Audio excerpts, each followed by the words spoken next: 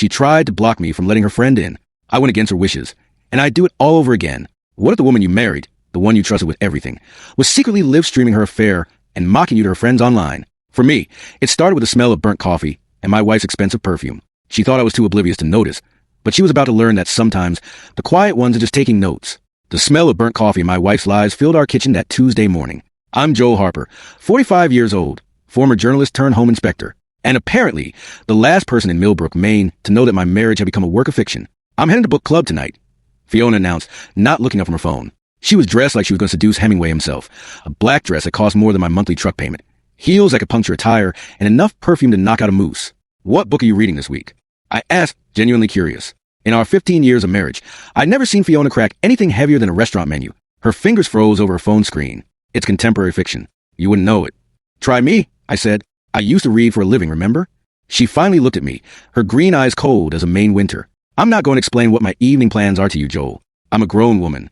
All right, I said, because what else could I say? But something in her tone made my journalist instincts twitch like a broken smoke detector. After she left in a cloud of expensive perfume and attitude, I found myself alone with my suspicions and a sink full of dishes. That's when I noticed her purse, forgotten on the counter like evidence at a crime scene. I'm not proud of what I did next, but 15 years of marriage had taught me that sometimes the truth hides in the most mundane places. Inside her wallet, tucked behind her credit cards like a guilty secret, was a receipt from the Anchor Inn, the fanciest hotel bar in town. 2 drinks, expensive wine, charged at 9 p.m. last Thursday, when she'd supposedly been at book club discussing women's literature until 11 o'clock. My hands shook as I photographed the receipt with my phone. The Anchor Inn wasn't exactly known for its literary discussions. It was known for discreet encounters and overpriced cocktails served to people who had something to hide. I sat at our kitchen table, staring at the receipt on my phone screen, feeling like I just discovered a crack in the foundation of my life. The coffee maker gurgled its death rattle, and somewhere in the distance, a foghorn moaned across Millbrook Bay. That's when my neighbor, Mrs. Delaney, knocked on our back door.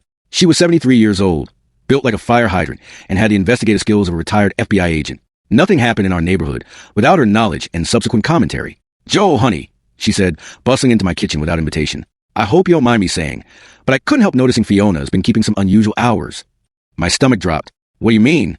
Mrs. Delaney poured herself a cup of my burnt coffee, like she owned the place. "Well, last Thursday night, I was up with my insomnia. You know how it is. And I saw her car pull into the driveway at nearly midnight.